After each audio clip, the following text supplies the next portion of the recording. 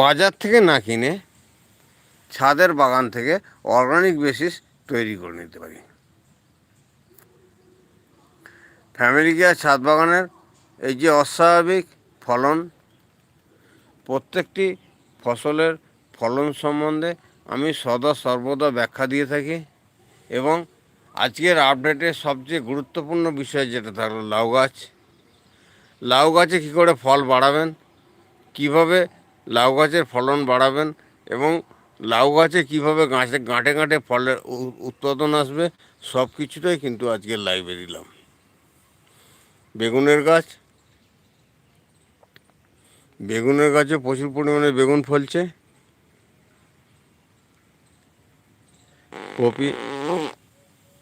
কপিরও ফলন প্রচুর পরিমাণে।